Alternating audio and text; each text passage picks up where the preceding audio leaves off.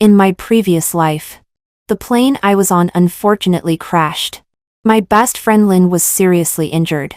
My boyfriend proposed to leave her behind. I couldn't bear it and carried her on my back and walked dozens of kilometers in the ice and snow. Just when we were less than 10 meters away from the shelter. Exhausted, I finally fell. My boyfriend picked up my best friend and turned to me and said, "Serafina, I'll send Lynn in first, and then come back to pick you up." But I didn't wait for him until I was frozen to death. After death, my soul floated into the wooden house. I saw Lynn snuggling in Leo's arms. "Brother Leo, you are so smart. You not only saved my life, but also preserved your own strength and got rid of that annoying Serafina." Only then did I understand how stupid I was back then. In this life, when my boyfriend proposed to leave my best friend in the snow, I agreed without hesitation. In my previous life, the plane I was on crashed on an uninhabited snowfield. Only 5 of our friends survived the entire plane. But my best friend Lynn's leg was injured and she couldn't walk at all. Fortunately, my boyfriend Leo is a pediatrician and knows some first aid knowledge. After simply bandaging Lynn's leg, he proposed that we all walk south. The place where the plane crashed is north of a certain latitude. Obviously, it is almost impossible for people to walk from the frigid zone to the temperate zone on foot. But there is currently no other way. After all, it is the safest for everyone to walk in one direction. Just then, my boyfriend Leo, who has always regarded saving lives and helping the wounded as his duty, actually proposed to leave my injured best friend Lynn behind and let the 4 of us continue to look for shelter. After finding helpers, we would come back and take Lynn away. I immediately refuted Leo's callous proposal. But he said, "Serafina, don't be willful. This is a matter of life and death. It's already -20 smiting degrees even during the day. If we can't find a place to keep warm before nightfall, all of us will die here." My heart sank. But I also knew that Leo was right. We had just rummaged through the belongings of the dead by the plane and found a few clothes that could barely keep us warm. But in this ice and snow, it is obviously not enough. For example, my shoes are ordinary single-layer sneakers and have no warming effect at all. My toes are already freezing and hurting. Leo has no hat or long hair to cover him. And his ears are almost frozen off. Even we healthy people are like this. Once the injured Lynn is abandoned, it means waiting for death in the ice and snow. If it were me in my previous life, listening to Lynn's pain and seeing her pleading eyes, I definitely couldn't bear to refuse. But having experienced it once, I already know that Leo and Lynn have been secretly having an affair behind my back. Leo said this because he knows my temper too well. In most cases, when there is an injured person in the team, and this injured person is a delicate little girl, it is usually the tall boy in the team who takes on the responsibility of taking care of her. Although Leo has an affair with Lynn, out of selfish nature, he is unwilling to lend a helping hand. He winked at Lynn behind my back. Lynn immediately understood his meaning and began to attack me. In my previous life, it was at this time that I softened my heart. Despite my own precarious situation, I endured the pressure of everyone saying that the 2 of us were holding them back and carried Lynn on my back all the way stupidly. In such cold and dry air, breathing in is like being cut by a knife, which is extremely uncomfortable, especially when there is a person who is less than 10 pounds lighter than me on my back. My breathing becomes more and more violent and heavy, and the pain becomes more and more obvious. But I still gritted my teeth and endured it. Until after walking for an unknown amount of time, Gary, the boy who was walking with us, found a small wooden house in the distance. He cheered excitedly. "Look, there is a house ahead. If there is a house, there must be people. Come on. Everyone hold on. Persistence is victory." At this time, Leo, who had been walking in front and ignoring how hard and uncomfortable I was, suddenly stopped and waited for me. I thought that because hope was so close, he no longer thought Lynn was a burden. Therefore, his conscience was not completely lost, and he was finally willing to lend a helping hand. But who would have thought that he would be more of a hindrance than a help? When he turned around and took Lynn from my back, he accidentally stepped on my foot. And it was this step that became the last straw that broke the camel's back. After walking in the snowfield for so long, my sneakers were already icy cold, and my toes were showing a tendency to freeze off. Leo's step just happened to be in a crucial position. Suddenly, my toe broke off, making me so painful that I couldn't stand up at all, especially since my physical strength had been exhausted all the way. I had been relying on the belief that there are 2 lives on me, to hold on.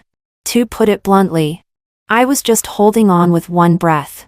Now this breath was suddenly interrupted, and I fell in the snow again because the pain from the injury was too great. When I recovered and wanted to get up again, I found that I couldn't do it at all. Before Leo left with Lynn on his back, he said to me, "Serafina, you are much heavier than Lynn. Wait for me to carry her to the wooden house. After I recover a bit of strength, I will come out and pick you up immediately." Heavy? Although I am 10 centimeters taller than Lynn, I am only 6 or 7 pounds heavier. And now, my boyfriend chooses to save someone else first because his girlfriend is 6 or 7 pounds heavier than another girl. It's a lie to say that there is no discomfort in my heart. But my upbringing since childhood tells me that when in danger, let the weak go first. Lynn is injured and has always had poor physical strength. She can also be considered weak. It is right for Leo to take her away first. I comforted myself like this in my heart. But what I didn't expect was that Leo never came back after leaving. I was frozen to death on the snowfield like this. Later, the rescue team came and found the 4 people in the wooden house. They sighed that it was a miracle and rescued them. I don't know if it was because of the special environment of the snowfield, but my soul actually remained beside my body. When I saw them being rescued, Leo held Lynn in his arms and comforted her softly. That expression and tone were more like a couple than when he was with me before. Lynn snuggled in Leo's arms and whispered, "Brother Leo, you are so smart. You not only saved my life but also preserved your own strength and got rid of that annoying Serafina. It turned out to be like this." I was struck by lightning immediately. But Leo looked smug. "Yes. Otherwise how could I make room for you?" The captain of the rescue team had extraordinary hearing and actually heard the whispers of this immoral couple. He glared back at them, and immediately gave an order. "Search again to see if there are any survivors missed." Lynn complained. "Oh. What are you still looking for? Let's go quickly. It's so cold. In this snowfield. Except for the wooden house. Where else could there be people alive?" "Captain. There is still one person here. A nimble team member found me. Alas. It's a pity. The body has already stiffened. She should have been gone for some time." The team leader came towards me, ignoring Lynn and Leo's repeated exclamations of bad luck. He took my body back to my hometown. Thinking of this, I am grateful to God in my heart for giving me a chance to be reborn. Facing Leo's words that are exactly the same as in my previous life. This time I nodded in agreement quite reasonably. Indeed. This may be the best way. As soon as I said this, the frozen air instantly became even quieter. "Serafina. What did you say?" Lynn sat on the ground and looked up at me in disbelief. "Otherwise, we can't find a better way. What do you think?" I no longer foolishly take all the responsibility on myself but throw the problem back to them. The 4 people looked at each other in dismay and were silent for a while. Needless to say, Leo and Lynn are in the same group. Gary and Stacy are good friends called by Lynn. Speaking of which, among the 5 of us, I am the only real outsider. The relationships between the other 3 and Lynn are closer than mine. There is no reason to insist on relying on me alone. But I still underestimated Lynn's thick skin. "Serafina. I didn't expect you to be such a selfish person.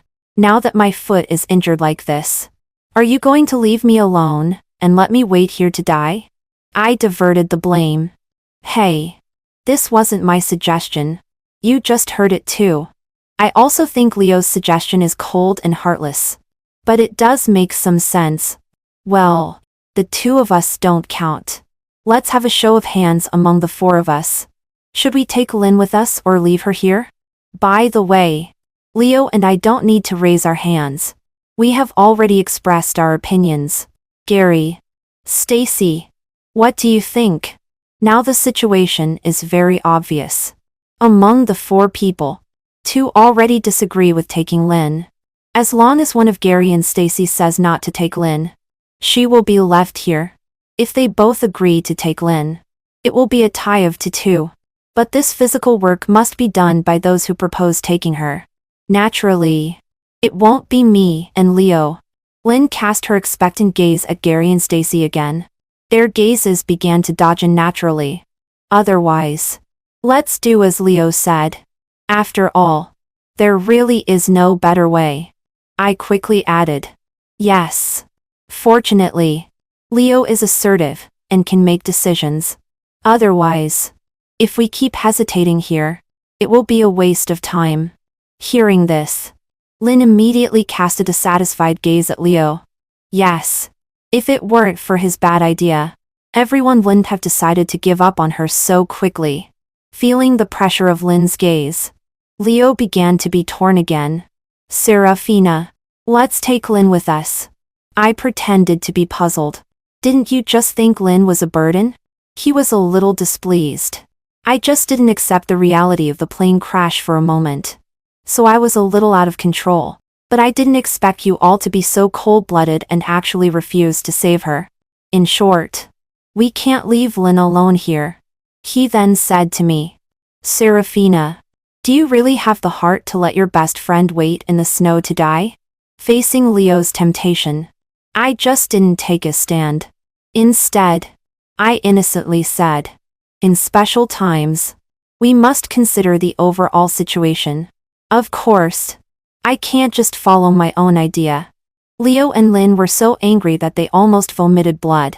But this is not the time when they are exhausted and on the verge of life and death. Therefore, their sense of shame has not been extinguished, and they can't directly ask me to carry Lynn.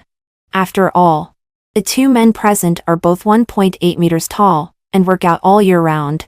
I'm afraid they themselves are ashamed to directly say what's on their minds. Seeing that I am a tough nut to crack, Leo looked at Gary again. Gary, what do you think? This is to let Gary make the decision. The person who finally makes the decision to abandon Lynn will definitely bear the greatest psychological pressure and sense of guilt. Similarly, the person who finally makes the decision to take Lynn will inevitably bear the greatest amount of labor. Gary let out an unhappy snort.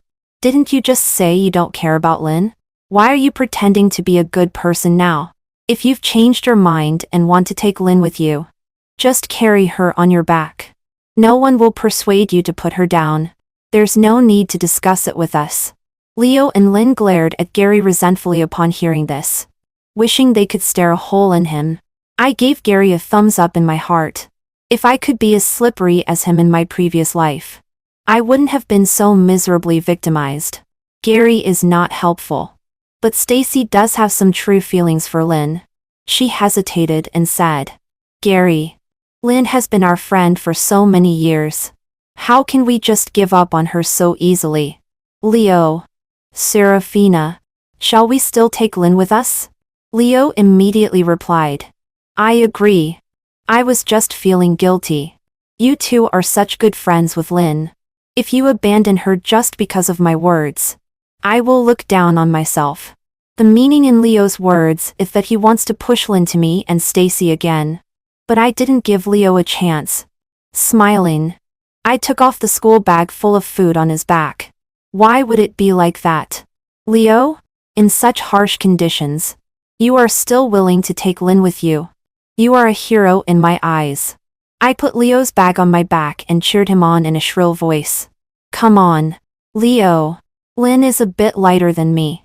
Since you can carry me, carrying her must be even easier. In the end, Leo, who was in a dilemma, had no choice but to carry Lynn on his back. In fact, I also thought about whether to leave Lynn here to wait for death, like I did in my previous life. But on second thought, It would be too easy for Leo that way. I want to see if this time without me. The silly one who does all the hard work. Can the two adulterers still wait for rescue affectionately? I don't know if Leo is really strong on the outside, but weak on the inside or intentionally shirking.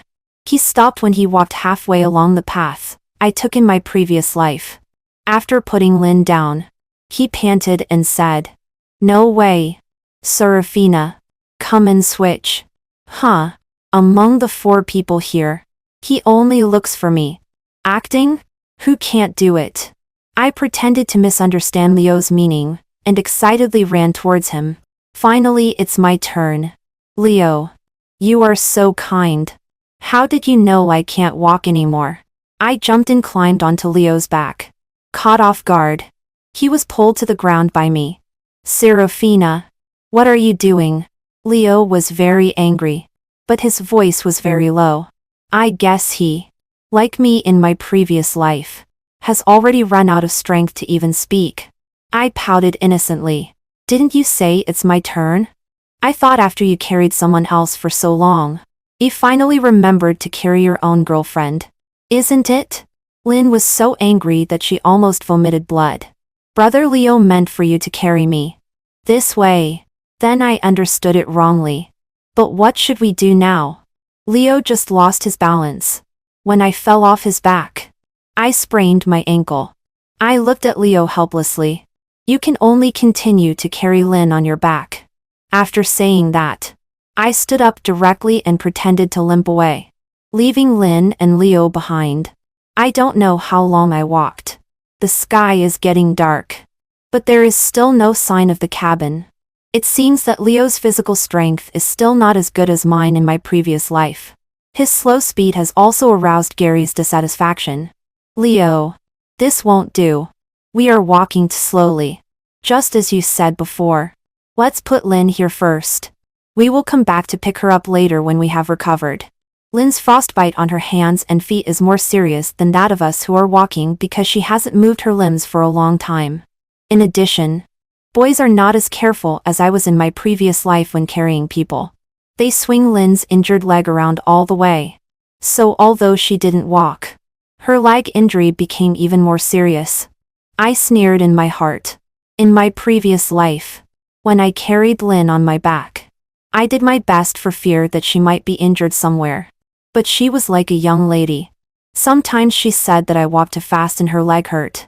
Sometimes she said that I walked too slowly and couldn't find a place to stay even when it got dark. In the end, I carried her to a place just one step away from survival. But she left me in the ice and snow. Unexpectedly. This time it was Leo who carried her. And she didn't even dare to let out a fart. Leo still wanted to say something, but was interrupted by Gary.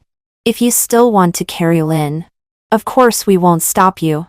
But you can carry her slowly and chase the main group behind by yourself. We can't wait any longer. After saying that, he looked up at the sky. At this time, the sky was almost completely dark.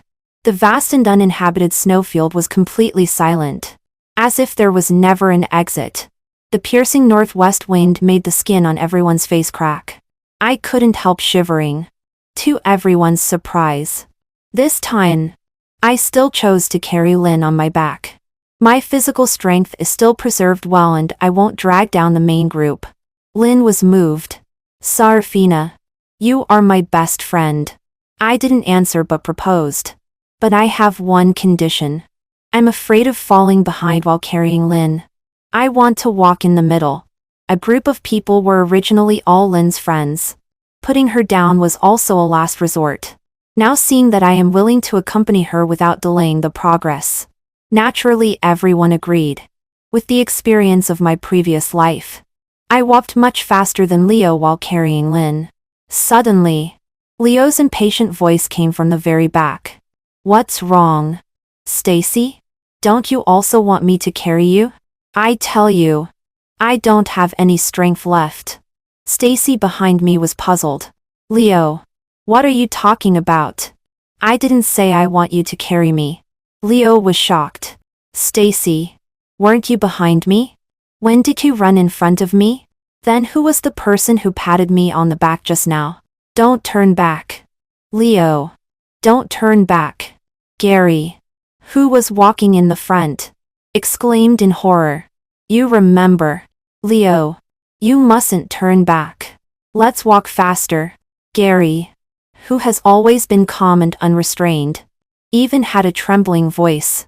His emotion also spread to each of us. On this gradually darkening vast snowfield, any unfavorable change can crush our fragile nerves. Leo almost said with a crying voice. Gary, why can't I turn back? What do you mean by your words? What's behind me? Gary didn't answer. Don't worry about it. Anyway, just walk faster. Remember not to turn back. Also try not to hunch over, and don't run. Hearing this, my mind buzzed and I knew I had that right. When I was a child, I heard some legends that bears in the wild are very smart and might imitate human behavior. When it is not bright enough or there is heavy fog, they will wear cow dung on their heads, stand on two legs, wave to people to say hello, and pretend to be villagers wearing felt hats to attract humans. Sometimes, bears even knock on doors like humans or pat people on the shoulder gently from behind. If a person who is patted on the shoulder turns back without noticing, the bear will bite his neck immediately. Thinking of this, a chill rose from the bottom of my heart, and dense sweat oozed out on my back. Gary is in the first place. I am in the second place, followed by Stacy and Leo. If Leo is eaten by a bear, then it will be Stacy next, followed by Lynn and me. This is the real purpose of me carrying Lynn on my back. In my previous life, Leo and several others were all in the cabin. They didn't know at all that they had narrowly escaped death. At that time, not long after I was frozen to death and my soul was still floating beside my body, I saw a bear sniff me from head to toe. But I couldn't move, and my attraction to the bear was limited. So it didn't eat me immediately. It just buried me deeper in the snow with its thick paws. I guess it should have more desirable food. It just regarded me as an alternative similar to compressed biscuits. So it covered me with snow to prevent other beasts from finding me. At this moment, I am carrying Lynn on my back, in case a bear or other wild animals attack me. Lynn, who can't run far and isn't completely dead, should be more attractive than me. I can use her as a shield to seek a chance of survival.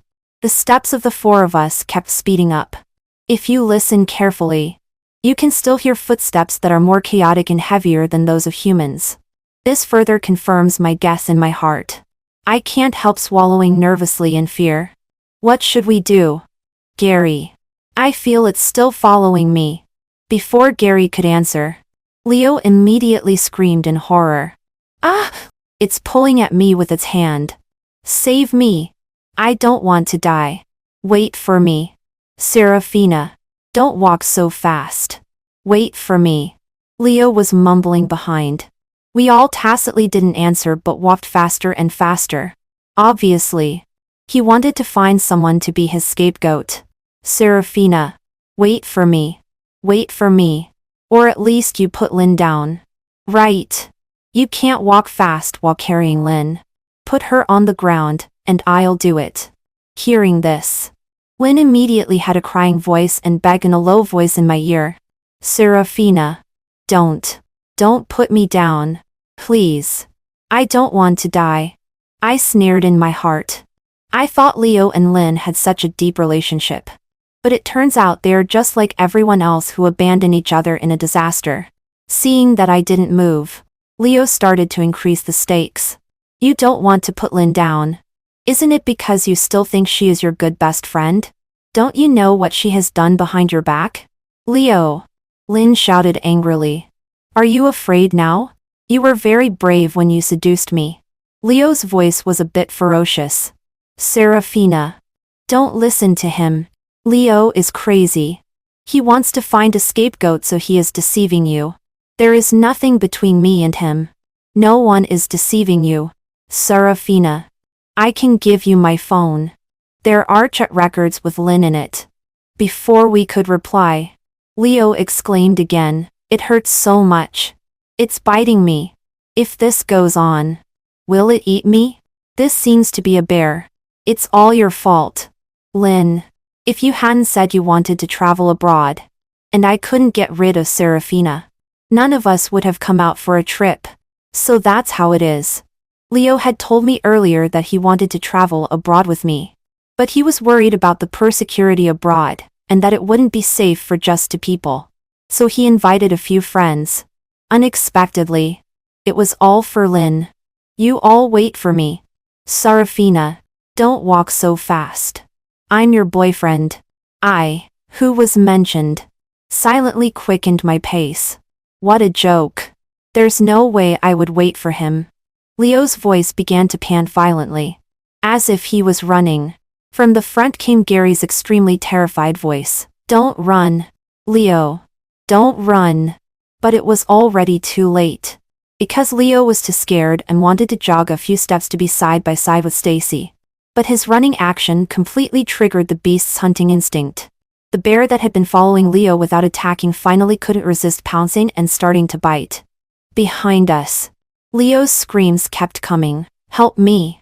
It's eating my leg. We could only continue to walk quickly forward. At the same time, I quietly looked back. It was hard to see clearly at night.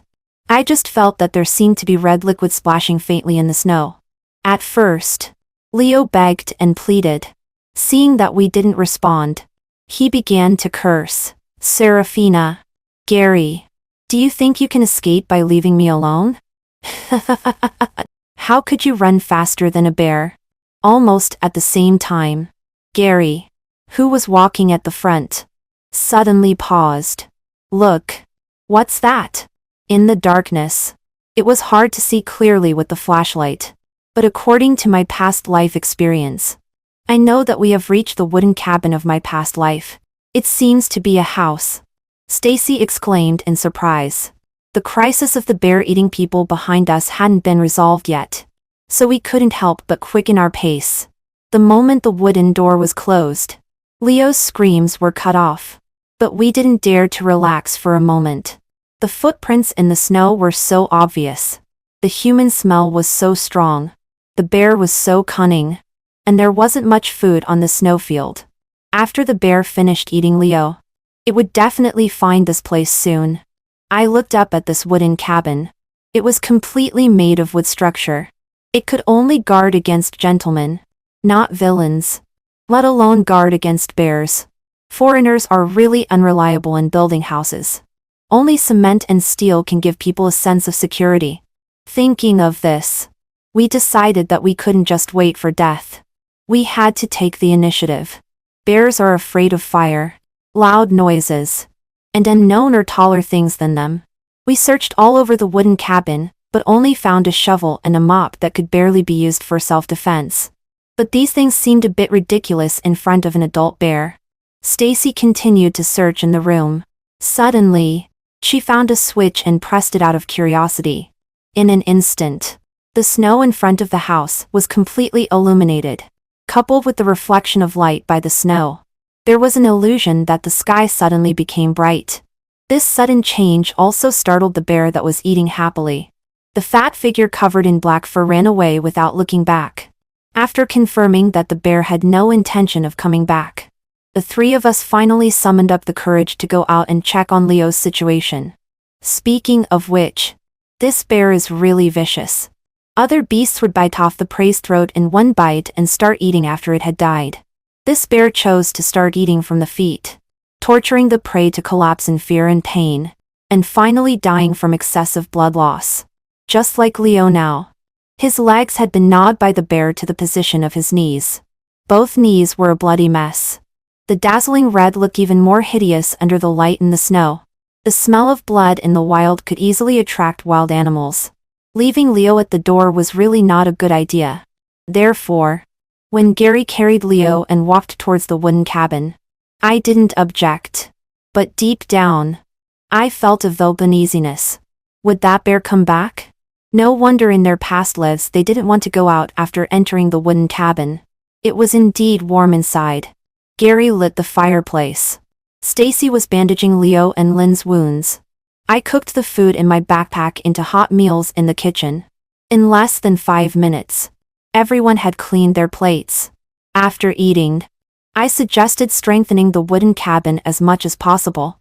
After all, bears are very vengeful animals. We scared it away with light and interrupted its eating. No one knows if it will come back. After listening, everyone thought it made sense. But after searching around in the room, we found that only 2 large solid wood wardrobes could be of use. The wooden cabin had 1 door and 2 windows, one in front and one at the back. We used these 2 wardrobes to block the door and the front window respectively. The window at the back could only be barely blocked by a standing sofa. Both wardrobes were filled with a lot of clothes and sundries. Since they were made of solid wood, it took the 3 of us a lot of effort to put them in place. After doing all this, we finally felt a little relieved. When the temperature inside the room had risen almost enough, we extinguished the fireplace. Gary took several large-sized glow sticks that he had just found in the room, and climbed up the chimney to fix the glow sticks on the roof. This way, even if the light was poor at night, the patrolling and rescue planes could see that there were people here. Lynn was sweet-tongued and good at coquetry. She had always been popular, and was always the center of attention wherever she went. Now seeing the 3 of us busy here and there, she didn't feel guilty at all for not being able to help. Instead, she felt neglected. Ouch. It's so cold. Serafina. It's really cold when you went up and turned off the fireplace just now. Light the fire quickly. Sure enough, after safely entering the room, Lynn felt that she no longer needed me. Her attitude completely changed. There was no trace of the previous caution. And Leo didn't know what he had talked about with Lynn. The 2 of them seemed to have completely forgotten that they had just calculated each other's lives. Leo chimed in. Yes. Lynn is still injured and can't stand the cold. Serafina. Quickly light the fire in the fireplace. There should be eggs and milk in this room, right? Tomorrow morning, make steamed egg custard for Lynn, and heat up some milk. Supplementing protein will help her recover faster. I was directly amused by their bossy attitudes. Serafina. What are you standing there for? Seeing that I didn't move, Lynn complained. By the way, next time you go up to the roof, directly climb up a ladder from outside the wooden house. Don't go through the chimney anymore. As soon as the fireplace was turned off, the room became extremely cold. You guys have a lot of physical activity, and don't feel the cold. But Leo and I are both injured. Lynn thought she was still as popular as before and delicately put forward various demands. Gary, who was mentioned, sneered. You feel cold just sitting in the room. Wouldn't I be cold climbing a ladder outside? Do you think you're a young lady? If you cause more trouble, I'll throw you out to feed the wolves. Seeing that her former dog was actually threatening her fiercely, Lynn immediately had 2 drops of tears in her eyes. Leo weakly held Lynn in his arms to comfort her, and at the same time reprimanded Gary. Gary, you're a man. Why are you being mean to a woman? It's just climbing a ladder and getting a little cold.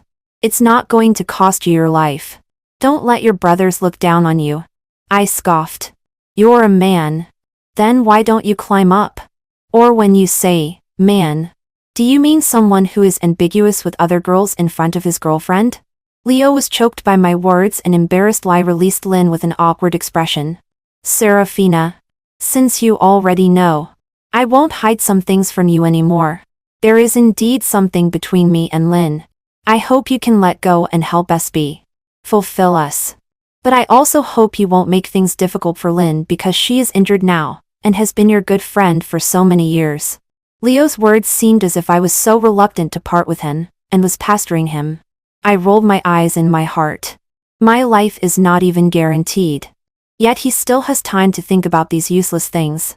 You hope for this and hope for that. Why don't you go to the temple and make a wish?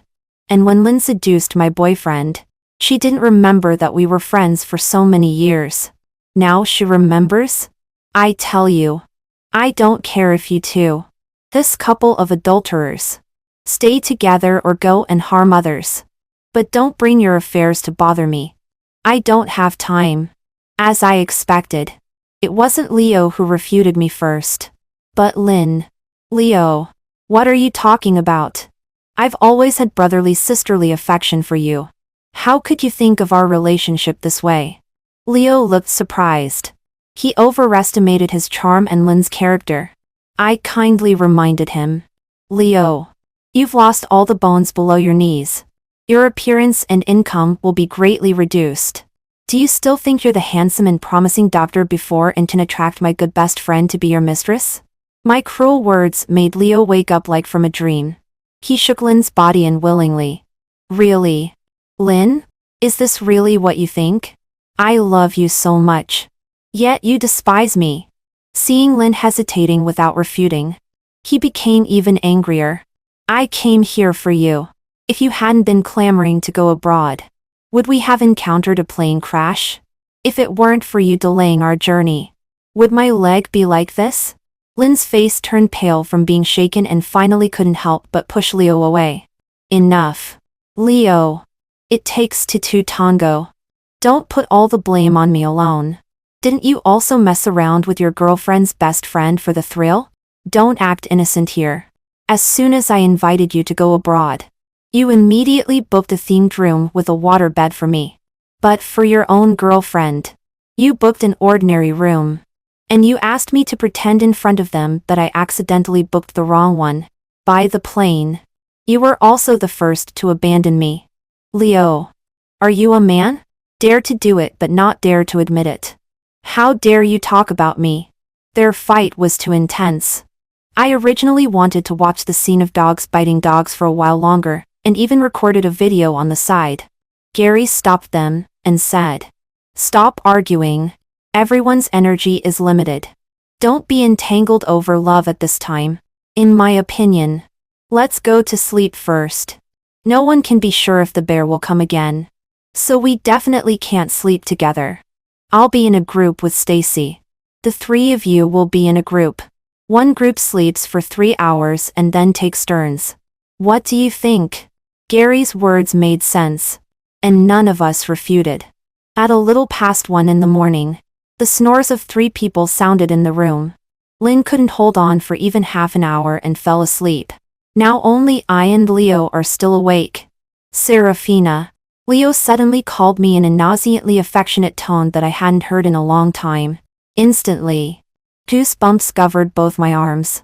After what happened today, you must be very disappointed in me, right? There was the same bitter smile on his face as the infatuated male sec and lead in idol dramas. Not really. I didn't have much hope for you anyway. Leo's smile froze on his face and he persisted. Serafina. I know I've hurt you. I don't expect your forgiveness. But I hope you can believe that I was just blinded by Lynn before. Now I know that you are the one who is best to me. I really regret it. TSK. Leo finally realizes that he has no market anymore and wants to come back to me. This sucker. Leo. You don't have to regret it because I know everything you've done all this time. In Leo's hopeful eyes, I said firmly, it's all from your true heart. Because you are originally a scumbag. That's why you were seduced by Lynn. So don't act in front of me anymore. I don't want what others don't want either. Leo's eyes wide and in surprise. For a long time, he seemed unable to believe that such heartless words came out of my mouth. I was a bit speechless. Outside the window, the night wind howled and danger lurked everywhere. I had to be fully alert to keep watch. But Leo was still thinking about how to find a backup. Just when I was about to roll up my sleeves and pinch myself again, I heard a dull knocking sound at the door. At first, I still prayed that I had misheard. But in less than 10 seconds, there was again a dong dong dong sound on the door. I didn't think there was anyone else on the plane as lucky as us. Not only did they survive, but they also happened to find this wooden house. When I looked at Leo, his eyes were also full of horror. The one knocking at the door must be that bear. Just like in the legend, it's pretending. It's bewitching me to open the door. My palms began to sweat and my heart seemed to be tightly clutched by something. Who knew that after about 2 minutes, the knocking at the door didn't sound again. We were about to breathe a sigh of relief when we heard a dull knocking sound coming from the window behind the house. Not good. This bear is really cunning. It knows that the defense at the back is the weakest. The sofa in the wooden house is in a modern light luxury style. It only relies on throw pillows and cushions to hold the scene.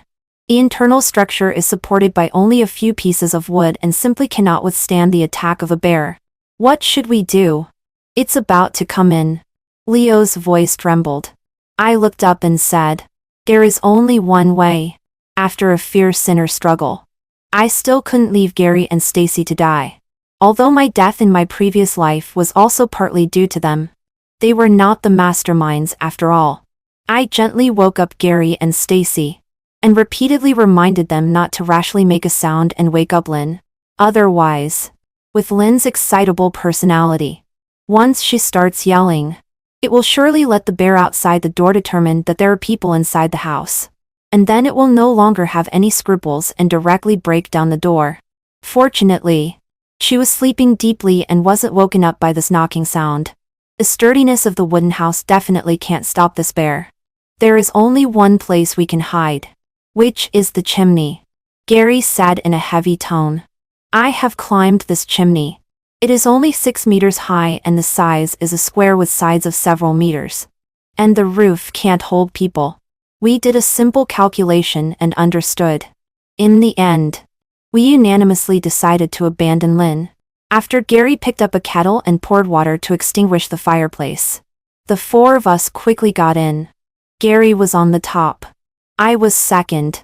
Below was Stacy. And Leo, who couldn't climb, was of course at the bottom, because the fire had just been extinguished. The fireplace was very choking, especially in Leo's position, but he couldn't cough out loud and could only turn his face bright red. After all, it was better at the top. At his position, the bear could reach him. As soon as Leo got into the fireplace, there was the sound of wood shattering, and the roar of a black bear from outside the window. Immediately after was Lynn's scream. Lynn cried and said, "What's going on? Why are people all gone? Save me." Leo, Serafina, Stacy, Gary, where are you? Why didn't you call me? Are you hiding in the closet? Yes. You must be in the closet. You don't dare to go out. Go there. There are still people in the closet. Go and eat them. I couldn't help feeling a burst of relief in my heart. The height of the chimney can only accommodate 4 people. And the 3 of us healthy people must each occupy a position. So there is only room for 1 person between Leo and Lynn. I know their natures well. Once Lynn is woken up and one of Leo and Lynn is chosen to enter the chimney, no matter who is chosen, the other will betray our location. So I directly proposed not to wake up Lynn. Everyone had no objections. Moreover, if she could keep watch as agreed, she wouldn't be left behind. Inside the house, Lynn's crying gradually decreased from loud to small, from panic to despair. Leo had experienced that feeling. Hearing Lynn's voice, he was so scared that he wet his pants. About 5 hours later, it was already dawn. The 4 of us had been in the chimney for so long that our legs had become stiff. Gary on the top was so frozen that he couldn't stand it and kept making a fuss about going down and going back into the house. Leo at the bottom was unwilling. If the bear hadn't left yet, he would be the first to die. Fortunately, the sound of a helicopter propeller came from the sky. We excitedly shouted loudly. Gary reached up a bit more and waved his arms wildly, finally making the people on the plane notice us. The captain of the rescue team, Connor, is the person who heard Leo and Lynn talking in the previous life. He stared at me for a long time. When he saw me, this strange behavior gave me a bold guess. Sure enough, on the night of our engagement a year later, Connor told me that he had also been reborn. Shortly after my death in my previous life, he sacrificed himself in a rescue mission. The reason was that when rescuing several fare-evading hikers trapped in the mountains, Connor, who was walking at the front and providing lighting, was pushed by a hiker who was in a hurry to go home. Connor rolled down the mountain, and at a young age made his parents lose their only son. This time around, he could have directly withdrawn from that team, but he was afraid of implicating his teammates. Therefore, only after personally going through this calamity did he start to pursue me. After being rescued, Leo went crazy. Coupled with inhaling too many toxic particles in the chimney, his brain also became a bit dull. I heard that when he was in the hospital, he kept muttering, "It's not like this. We shouldn't be like this. My leg will be fine. Lynn won't die. Serafino will die. I will become famous. Everyone will know that I am a survivor who protects others." How could this be? How could this be? I know Leo has also come back. Unfortunately, no one is willing to understand the words of a madman. We several survivors were compensated a total of 10 million yuan for physical and mental damages by the airline company. At the same time, we made a lot of money by accepting various interviews. And because of this unfortunate experience, the leaders and colleagues at my work unit were afraid that I would have psychological problems, and gave me many preferential treatments at work. A long time later, I still feel extremely fortunate for my choice back then. Choice back then. Choice back then. Choice back then. Choice back then. Choice